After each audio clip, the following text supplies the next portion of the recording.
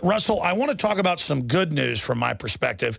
Nobody's saying Assad's a good guy, but the West did start the war, did fund the rebels starting 2.5 years ago.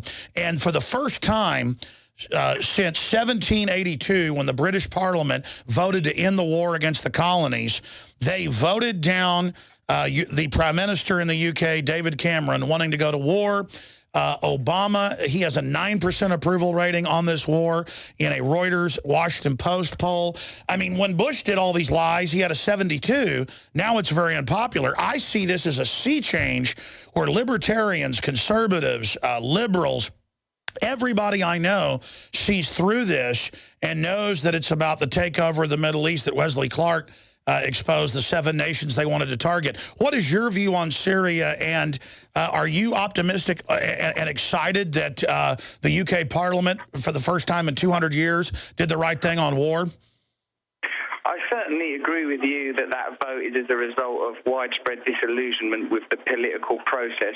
I think that obviously the Middle East is one of the most complex issues in contemporary world affairs and has been for millennia. What I believe is that our focus has to be the humanitarian aspects, the displaced refugees and the hundreds of thousands that are suffering as a result of military conflict in that area. What I also believe, Alex, is that these affairs are conducted behind a veil of disingenuity and duplicity. It's very difficult for any of us to understand what's truly happening. I've not read that book you said, that 7 Nations thing, but essentially my experience tells me that whatever they are telling me, I intuitively don't trust. It's typically about the interests of big business and government and how they align with one another. So that's what I'm going to assume until I hear otherwise. Like the claims for going into Iraq and Afghanistan were duplicitous, and so the starting point I have is going to be not to trust any advocacy of military action in Syria. Whilst it's not an issue that I can pretend to fully understand, it seems like it's extremely complex, that there are many factions fighting there. There's no clear goodies and baddies situation. Absolutely.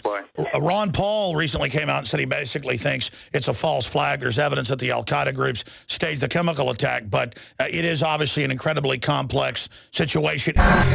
I went through the Pentagon 10 days after 9/11, and an officer from the Joint Staff called me into his office and said, I want you to know, he said, sir, we're going to attack Iraq. And I said, why? He said, we don't know. And then I came back to the Pentagon about 6 weeks later. I saw the same officer. I said, why haven't we attacked Iraq? We still going to attack Iraq? He said, oh, sir, he says, it's worse than that. He said, I just got this memo from the Secretary of Defense's office that says we're going to attack and destroy the governments in 7 countries in 5 years.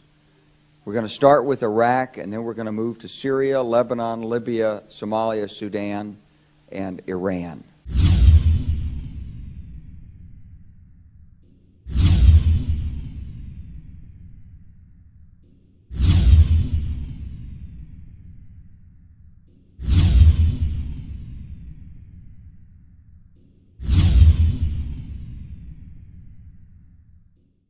Yes, these men and their hypnotized followers call this a new order. It is not new, and it is not order.